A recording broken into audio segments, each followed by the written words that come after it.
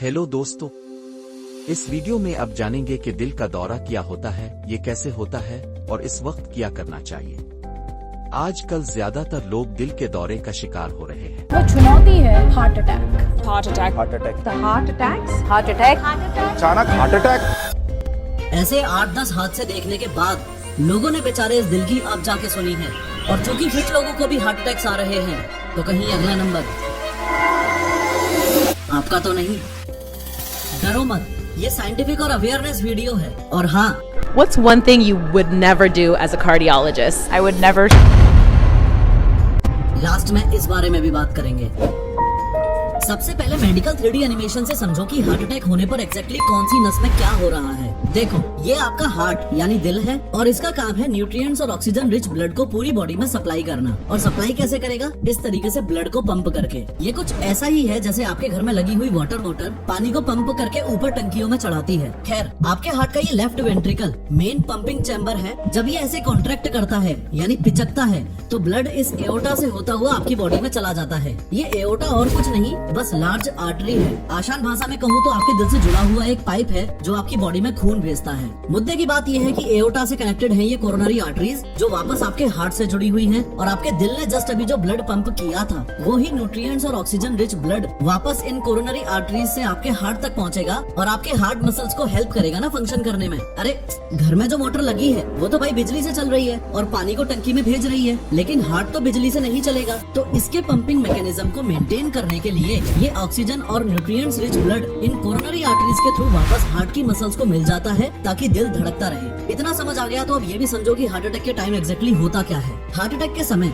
ये जो coronary arteries हैं, ये ब्लॉक हो जाती हैं। बस इनके ब्लॉक होने को ही हार्ट अटैक बोला जाता है, क्योंकि कोरोनरी आर्टरीज बंद हो जाएंगी तो धीरे धीरे हार्ट मसल्स को ऑक्सीजन ना मिलने से हार्ट मर जाएगा। उससे पूरी बॉडी में ब्लड और ऑक्सीजन नहीं पहुंचेगा और इवेंचुअली इंसान की डेथ हो जाएगी। यहाँ तक आपको ये तो समझ आ गया कि पूरी दुनिया में हार्ट अटैक सिर्फ एक कारण की वजह से हो रहा है, जो है एथेरोस्क्लेरोसिस। घबराओ मत, मेडिकल लैंग्वेज में इन आर्टरीज के ब्लॉक होने को ही एथेरोस्क्लेरोसिस बोल दिया जाता है। देखो, ये आपकी कोरोनरी आर्टरी है, इसमें ये ब्लड फ्लो हो रहा है, लेकिन इंसान की कुछ हरकतों की वजह से यहाँ आर्टरीज की वॉल्स पे ऐसे फैटी सब्सटेंसेस इकट्ठे हो जाते हैं जिसे प्लेक बोलते हैं। इस प्लेक की वजह से आपकी आर्टरीज नैरो हो जाएंगी और आपकी हार्ट मसल्स तक ना के बराबर खून पहुँच पाएगा। हार्ट अटैक के मैकेनिज्म को बेटर समझाने के लिए मैं कुछ रियल लाइफ एग्जांपल्स को साथ लेके चलता हूँ। कोई भी इंसान जब जिम में वर्कआउट करता है तो उसकी बॉडी में ब्लड तेजी से पंप करता है और प्रिस्क्राइब्ड लिमिट को क्रॉस करके हाई इंटेंसिटी वर्कआउट करने पर ये जो आर्टरीज की वॉल्स हैं, ये रप्चर हो सकती हैं और कुछ इस तरीके से प्लेक इन आर्टरीज को ब्लॉक कर देगा, जिससे हार्ट मसल्स तक ऑक्सीजन ना पहुंच पाने से हार्ट बीट करना बंद कर देगा। तो क्या इसका मतलब ये हुआ कि आप जोर लगा के एक्सरसाइज करोगे तो आपकी आर्टरीज भी रप्चर हो जाएंगी और आपको भी हार्ट अटैक आएगा? नो। तो क्या इसका मतलब ये हुआ कि ऋतिक रोशन और जॉन अब्राहम का ट्रेनर क्रिस गैथिन जब कहता है कि लास्ट रैप में अपनी पूरी जान डाल दो तो वो गलत है? No. And so I would train to absolute failure, meaning that I couldn't do one more rep, even if my life depended on it, around 50 repetitions.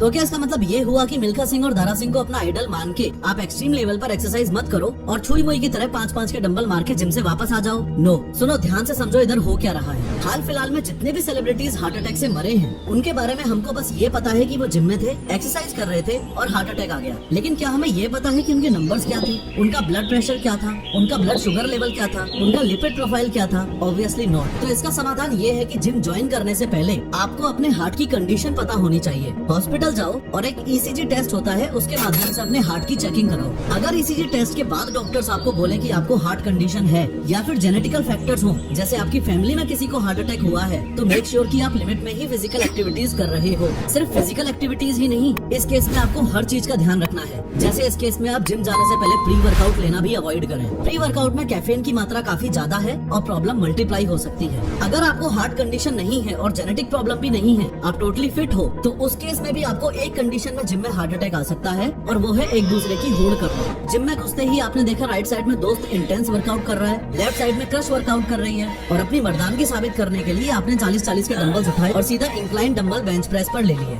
इस बेवकूफी भरी हरकत से आपकी हार्ट मसल्स पर अनएक्सपेक्टेड लोड आएगा और आर्टरीज के वॉल्स के रप्चर होने के चांसेस बढ़ेंगे। वो इसलिए क्योंकि जिम में घुसते ही क्या आपने स्ट्रेचिंग की? नो। क्या आपने वार्म अप किया? नो। अगर इंटेंस वर्कआउट कर रहे हो तो अपनी बॉडी को उसके लिए प्रिपेयर तो करो। आर्टरीज ब्लॉक होने से हार्ट अटैक हो रहे हैं और हार्ट कंडीशन ना हो तो जिम जाने से हार्ट अटैक्स नहीं आते। ये दोनों बातें आपको अच्छे से समझ आ गई। इस वीडियो में लास्ट बस अब हमको ये समझना है कि यंग इंडियंस में कोरोनरी आर्टरी में ये जो फैटी सब्सटेंसेस और कोलेस्ट्रॉल यानी प्लेक इकट्ठा हो रहा है, इसको कैसे रोकें। अगर इसका समाधान मिल जाए तो हार्ट अटैक की टेंशन खत्म। खैर देखो, डॉक्टर्स का कहना है कि कोरोनरी आर्टरीज में इस प्लेक के पीछे 3 चीजों का हाथ है। मेरी टेबल पे रखी ये तीनों चीजें आप देख रहे हो। न्यूट्रिशनल लैंग्वेज में इनको 3 व्हाइट पॉइजन्स बोला जाता है और टेंशन की बात ये है कि ये हमारी ईटिंग हैबिट्स का अहम हिस्सा बन चुकी हैं। और ये तीनों चीजें हैं सॉल्ट यानी नमक, रिफाइंड शुगर यानी चीनी और तीसरे नंबर पे है मैदा। एक स्टडी सजेस्ट करती है कि किसी भी कंडीशन में एक इंसान को एक दिन में 5 ग्राम से ज्यादा नमक नहीं खाना चाहिए।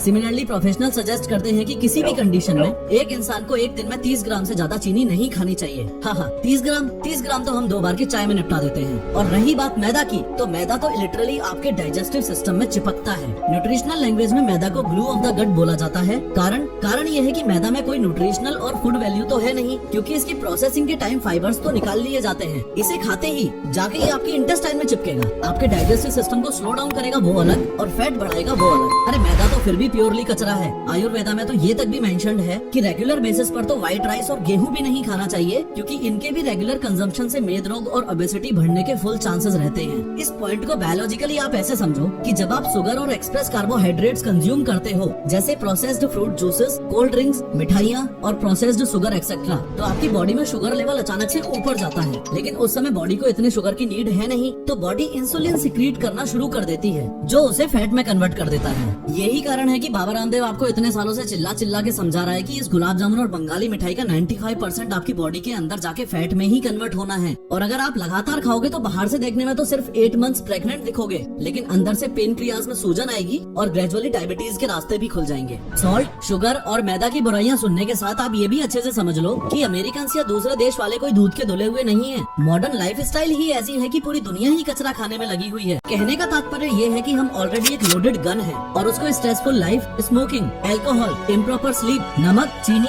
और मैदा वाली वेस्टर्न लाइफस्टाइल के साथ कंबाइन किया जाए तो दिल पे गोली चलेगी ही चलेगी। रही बात कोरोना वैक्सीन की, तो कई स्टडीज में ये बात सामने आई है कि जिन जिन लोगों को mRNA वैक्सीन लगी थी, उनमें से काफियों में हार्ट इश्यूज नोटिस किए गए हैं। लेकिन ऐसे हार्ट इश्यूज जो बहुत रेयर एंड माइन्यूट हैं और कम्प्लीटली रिकवरेबल हैं, जिन्हें मेडिकल लैंग्वेज में मायोकार्डाइटिस बोलते हैं। कोरोना वैक्सीन लगने से किसी को हार्ट अटैक तक आ जाए, ऐसे केसेस सामने नहीं आए हैं। लेकिन अगर आप मुझसे पर्सनली पूछते हो कि मैं इस बात पर कितना भरोसा करूंगा, तो मेरा आंसर है रत्ती भर भी नहीं। ये $बिलियन मेडिकल इंडस्ट्री के ड्रग माफियाज आपके सामने वही रिपोर्ट्स और स्टडीज पुट करवाएंगे जिनसे इनको नुकसान ना पहुंचे। फाइनली आप समझ चुके हो कि हार्ट अटैक से बचने के लिए ये 6 रियली इंपॉर्टेंट बातें आपको ध्यान रखनी है। लेकिन इन सबसे ज्यादा जरूरी है ये 7वीं बात। कान खोल के सुनो, हार्ट एक्सपर्ट्स क्या बोल रहे हैं। What's one thing you would never do as a cardiologist? I would never smoke. I would never smoke anything. I would never smoke. I would never smoke. Smoke. It's the worst thing you can possibly do for yourself. खैर reports बताती हैं कि heart attack के पहले 1 घंटे में 30% लोगों की जान चली जाती है और 8 से 10 मिनट के अंदर ब्रेन में परमानेंट डैमेज तक हो सकता है। लेकिन ये दोनों ही चीजें रोकी जा सकती हैं अगर आपको ये पता है कि CPR कैसे देते हैं। इनफैक्ट CPR देते वक्त कई बार तो रिब्स भी टूट जाती हैं और डॉक्टर्स ये भी कहते हैं कि रिब्स टूट भी जाएं तो भी CPR चालू ही रखना है। यकीनन जिंदगी बचाने की ताकत वाकई आपके हाथों में है। CPR करने से 2 अहम काम अंजाम पाते हैं। कंप्रेशनस ऑक्सीजन वाले खून को दिमाग तक पहुंचाते हैं ताकि दिमाग जिंदा रहे। कंप्रेशनस खून और ऑक्सीजन को खुद दिल के पट्टों तक पहुंचाते हैं ताकि झटका लगने के बाद इसके नॉर्मल बढ़ती रिथम को दोबारा शुरू करने का बेहतरीन मौका मिले। जैसे ही आप कंप्रेशनस शुरू करते हैं, अब एक मसनूई पंप बना रहे हैं और दिल का काम दस्ती तौर पर कर रहे हैं। हर अच्छे और मुअस्सिर कंप्रेशन के साथ आप निजाम में दबाव बना रहे हैं जो खून को दिल के गिर्द और दिमाग तक ले जाएगा। CPR से खून को हरकत में लाने में वक्त लगता है, इसलिए दबाव बनाने के लिए जोर से और तेजी से धकेलना बहुत जरूरी है जो खून को दिमाग तक पहुंचाता रहता है। कम अज कम 2 इंच नीचे धकेलने से दिल सिकुड़ जाता है और खून बाहर निकल जाता है। खून को पंप करने के लिए 100 से 120 कंप्रेशन फी मिनट की शरह से धकेलना जरूरी है। आइए देखते हैं कि जब हम सीने से हाथ हटा लेते हैं तो क्या होता है। खून दिमाग तक जाना बंद हो जाता है। यही वजह है कि अगर आप सांस देने आरूल तब्दील करने के लिए सीने से हाथ हटा रहे हैं तो सीने से हाथ हटाने का वक्त कम से कम करना बहुत जरूरी है। देखिए, जब हम काफी गहराई से नहीं धकेलते तो क्या होता है। खून दिमाग तक नहीं पहुंचता। यही बात इस वक्त भी दुरुस्त है जब हम काफी तेजी से नहीं धकेलते। देखिए, जब हम बहुत तेजी से धकेलते हैं तो क्या होता है, दिल को खून से दोबारा भरने का वक्त नहीं मिलता, इसलिए काफी खून पंप नहीं होता। देखिए, जब हम जिस्म को डिकम्प्रेस करने और सीने को मुकम्मल तौर पर वापस आने की इजाजत नहीं देते तो क्या होता है, दिल को खून से दोबारा भरने का मौका नहीं मिलता, इसलिए खून पंप नहीं होता। लिहाजा याद रखें, कंप्रेशनस करने का बुनियादी मकसद ऑक्सीजन वाले खून को दिल के अंदर और दिमाग तक पहुंचाना है ताकि दिमाग जिंदा रहे। हमें सीने के बीच में जोर से और तेजी से धकेलने की जरूरत है। अगर पसलियां टूट जाएं तो कोई बात नहीं, जो बात ठीक नहीं है वो ये है कि ऑक्सीजन की कमी से दिमाग को मरने देना। लिहाजा याद रखें, अब उनकी वाहिद उम्मीद है। अपनी पूरी कोशिश करें और तिब्बी इमदाद पहुंचने आईईडी मौजूद होने तक हिम्मत न हारें। आप कर सकते हैं, जैसा कि आप लोग इस शख्स को देख रहे हैं कि डॉक्टर्स इसे CPR कैसे देते हैं।